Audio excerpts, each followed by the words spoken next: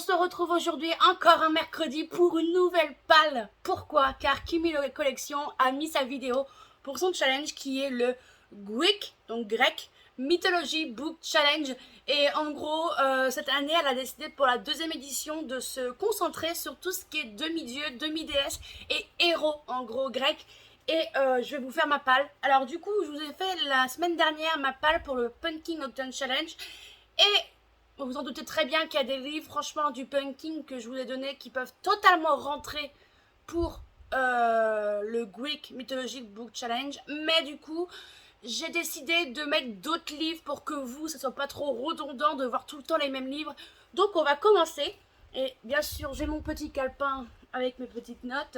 On commence avec Circé, qui est considérée comme une puissante sorcière. Et là, on doit lire un roman avec une ambiance witchy, spooky, Halloween. Et j'ai mis le premier tome de Scholomance, du coup, éducation meurtrière. Car ici, on est dans une école où la magie est vraiment... c'est le sujet principal, la magie. Mais il y a écrit « Tout échec signifie la mort ». Donc, il me tente bien et... c'est l'occasion, en plus il est en poche, j'adore la couverture poche. Attention, c'est pas un young adulte, c'est vraiment un adulte, c'est un rayon adulte qu'il faut le prendre. Et il y a écrit il n'y a ni professeur, ni vacances, ni amitié, sauf celles qui sont stratégiques. Donc je pense que ça peut être pas mal. J'avais pas trop, de base je voulais mettre un truc avec des sorcières, mais à part Serpentine Dove, je voulais pas vous remettre ça. Donc j'ai mis Scholomance, le premier tome. Le deuxième catégorie, en fait, il y en a 10 plus une bonus. J'ai oublié de vous dire ça, mais je vous mets la vidéo de Kimi en barre d'infos. On a Hercule, alias Héraclès, et il est considéré comme quelqu'un de fort. Voilà, vous connaissez Hercule du Disney, mais il est aussi connu pour les 12 travaux d'Hercule. Et là, on a enquête, jeu, dystopie, thriller. Moi, j'ai pris dystopie, enfin comme d'hab, je me suis basée avec Babelio. Et j'ai mis The Perfect Match de Lily Mars, publié chez Collection EH. Je n'ai toujours pas lu cette biologie, faut vraiment que je la lise. Normalement, je la lirai en lecture commune en octobre, donc je verrai bien. Mais dans cette histoire, nous sommes avec une jeune fille qui est en couple, elle vit sa belle vie. Mais en fait, ils sont dans un monde où c'est une machine qui va leur dire « Vous avez tant de pourcentage de compatibilité avec cette personne. » Et du coup, ce qui va se passer, c'est qu'on va découvrir qu'elle a un pourcentage absolument énorme avec le meilleur ami de son copain ou le frère de son copain. Un truc de genre. Je vais vous le dire. Le petit frère. Du coup, elle a 98,8% de compatibilité avec le frère de son petit ami. Et du coup, ce qui va se passer, c'est que ils se disent, non, tu quittes ton copain actuel et tu te mets avec lui parce que vous êtes fait pour être ensemble, en fait, c'est la science qui le dit. Donc, faut que je lise, mais en fait, ça me fait beaucoup penser à un auto-édité que j'ai lu, donc je verrai bien. Mais normalement, je dois le lire peut-être en lecture commune, donc voilà. On continue avec, je crois que c'est Médée, je suis pas sûre que je dis bien. C'est une magicienne, voilà. Alors, il faut un imaginaire avec de la magie, pouvoir, créature surnaturelle. Et moi j'ai mis le premier tome, que j'ai toujours pas lu d'ailleurs, de God of Men de Barbara Close, publié chez Rivka. Et en fait on va être dans un monde où la magie est interdite. Et je me souviens juste que l'héroïne en question va fuir parce que sans le vouloir elle a tué sa petite sœur, je crois. Je crois que c'est ça. Sable ignore que sa musique renferme un pouvoir jusqu'au jour où, à peine âgée de 9 ans, elle a arrêté par accident le cœur de sa petite sœur. Avec sa flûte, latchant sur le cou. Voilà, du coup, elle va fuir. Et je n'ai toujours pas lu cette saga. Il faut vraiment que je me la lise. J'ai lu beaucoup d'avis positifs. Mais voilà, j'ai pris magie, pouvoir et je me suis pas pris la tête. Franchement, c'est ce qu'elle avait dit. Faut pas se prendre la tête avec les catégories. Vous mettez ce que vous pouvez. Moi, j'ai mis ce que je pouvais. On continue avec Minos, roi de Crète. Si vous voulez plus d'explications sur chaque catégorie, allez voir la vidéo de Kimi, elle s'y connaît beaucoup plus. Là, on a alors, il était roi de Crète et juge des enfers. Et du coup, on doit mettre avec un royaume, pouvoir, ascension au trône, deuil et mort. Et encore un premier tome, j'ai mis le premier tome des Royaumes du Nord, la princesse étrangère de Virginie Despentes.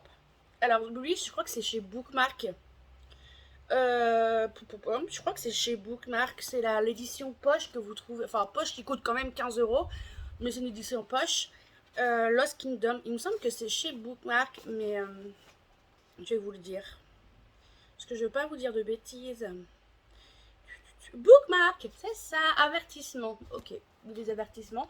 Et derrière, il y a écrit romance, royauté, pouvoir. Donc, je vais vous lire la phrase en gras. Il y a écrit négocier ou courber les chines, se battre ou périr.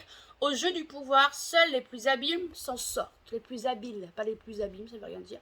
Donc, pourquoi pas, j'ai le tome 1 et 2 dans ma pile, donc il faudrait que je les sorte aussi. Ensuite, on a Orion. Ça me fait penser qu'en ce moment, j'écoute les Brumes de Cendrelune et il y a Orion, dont je le déteste, mais bon. Et il a la réputation pour la beauté et la violence.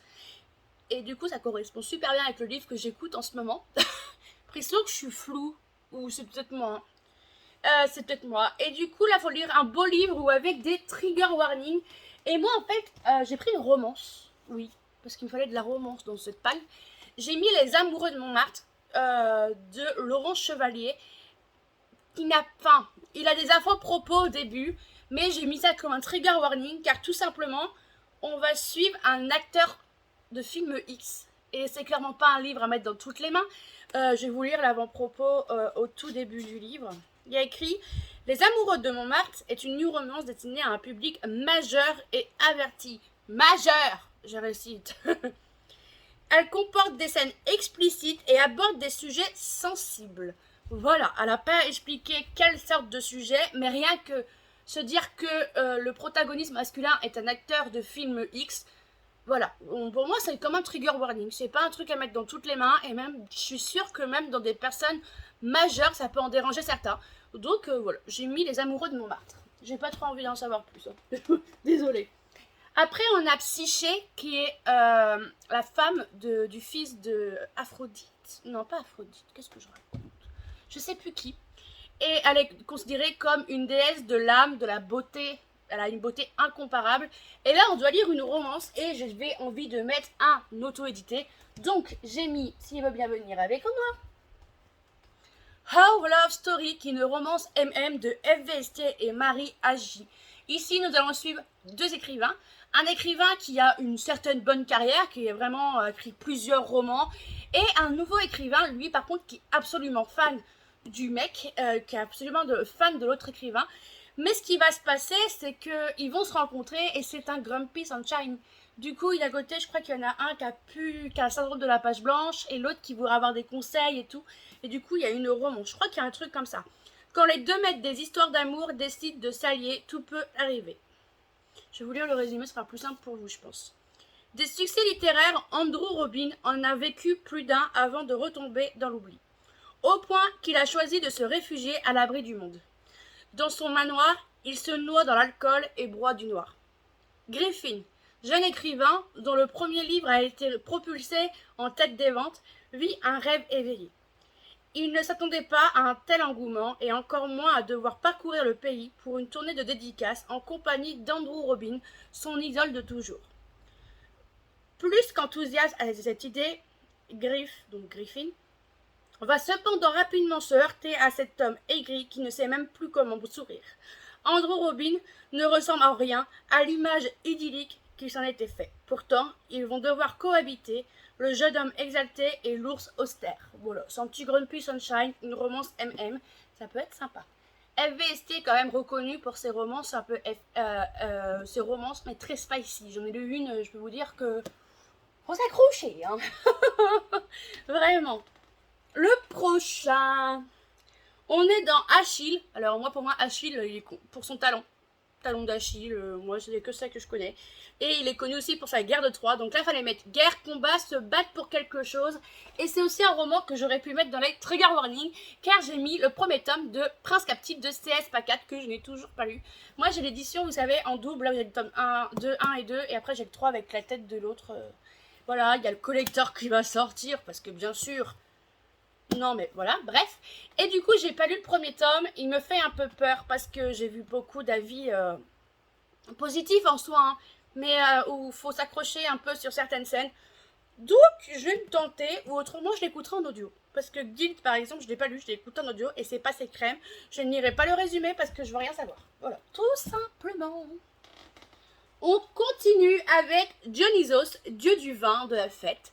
Et là, il faut et de la nature régénérée, pardon. Et là, il faut de l'écologie, tester un nouveau genre de lecture ou un young adulte. Et j'ai pris une lecture qu'on m'a imposée. Il s'agit du 2e tome des Chroniques lunaires Scarlett. Du coup, c'est un young adulte de Marissa Meyer. Là, je crois que c'est le Petit Chaperon rouge. Le premier, c'est Cinder, c'est Cendrillon. Et là, je crois que c'est le Petit Chaperon rouge. Je veux pas trop en savoir. Je veux pas trop en savoir non plus. Mais j'ai mis ça. Et en gros, les Chroniques lunaires de Marissa Meyer, c'est un tome. En fait, vous avez une histoire continue, mais chaque tome va se concentrer sur un conte. Le premier, alors, j'ai eu 4 couvertures. Le premier tome, c'est Cendrillon. Le deuxième, c'est le Chaperon rouge. Si je me trompe pas, Cress, c'est Réponse. Mais je suis pas sûre. Winter, c'est Blanche-Neige. Et Léana, par contre, je ne sais pas du tout. Par contre, c'est un préquel, Léana. Donc, Levana, pardon. Je sais pas, j'arrive pas à lire. Mais voilà, de toute façon, c'est prévu que je lise, donc je vais le lire. Ensuite, on doit lire, il y a Thésée, qui est le héros légendaire. Et là, on doit lire un classique ou un livre avec une hype, donc un livre populaire en gros. Et moi, j'ai mis un livre populaire de cet été, j'ai mis The Spanish Love Deception de Elena Armas, j'ai oublié, j'ai lu, je ne l'ai toujours pas lu. Je sais que l'histoire, c'est l'histoire d'une jeune femme espagnole qui est invitée à retourner dans son pays pour le mariage de sa sœur, un truc dans le genre. Et le problème, c'est qu'elle a dit qu'elle allait venir accompagner à ce mariage, sauf que c'est totalement faux. Et du coup, bah, il y a le mec qu'elle déteste qui va se dire « Oh bah si tu veux, moi je peux t'accompagner. Hein. » Voilà, c'est un peu chelou sur le coup.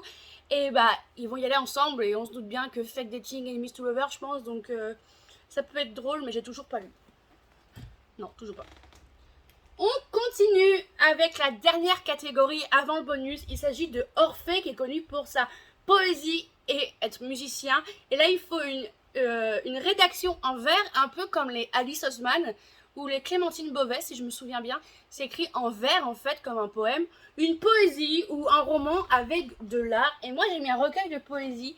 J'ai mis Homebody de Rupicor, publié chez Pocket. Je crois que là, après s'être senti déconnecté pendant si longtemps, mon esprit et mon corps finissent par se retrouver. Voilà. Je pense que c'est des poèmes en rapport avec le corps et l'esprit. Comment c'est important que si en fait on n'est pas bien dans sa tête, on sera pas bien dans notre corps et vice versa. Et ils me tentent bien, et les recueils de poésie, j'aime bien en feuilleter de temps en temps, c'est pas un truc que je vais lire d'un coup. Donc, parfait. Et on termine avec la catégorie bonus qui est Ella, qui est clairement pas une demi-déesse ou un demi-dieu. C'est en fait, Ella fait partie de la saga Witch and God du premier tome. Et Ella est une sorcière sans don qui va devoir se marier avec un dieu. Trop bien. Et du coup, là, on doit lire un contemporain ou un roman qui est adapté de la réalité, en gros, une histoire vraie, ou voilà. Et moi, j'ai mis un contemporain, j'ai mis un Virginie Grimaldi, enfin, c'est le seul qui me reste à lire d'elle. Il nous restera ça, publié chez le Livre de Poche. Je ne lirai pas le résumé, j'en suis vraiment désolée, mais chaque lien de chaque livre sont toujours en barre d'infos. Et clairement, j'ai pas envie, parce que Virginie Grimaldi, j'y vais à l'aveugle, mais complètement à l'aveugle. Et j'ai trop hâte, ça aussi j'ai trop hâte. Donc voilà. Voilà pour ma pile à lire du Greek Mythology Book Challenge, où elle l'appelle le GMBC. Je crois que c'est ça, GMBC. Et sur ce, bah, je vous dis à la semaine prochaine. Enfin, n'importe quoi. À dimanche, plutôt. À dimanche pour l'avis lecture du mois d'août. Si j'ai une bonne mémoire, ce sera mon bilan lecture du mois d'août. Et n'hésitez pas à vous abonner, ça fait plaisir, c'est gratuit, ça met du baume au cœur. Et voilà, vous avez juste à cliquer, comme ça.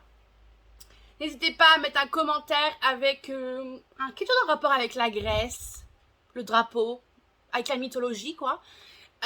Mettre un pouce en l'air parce que ça fait plaisir. Et sur ce, je vous dis à dimanche. Passez de très belles journées de lecture. Bye bye!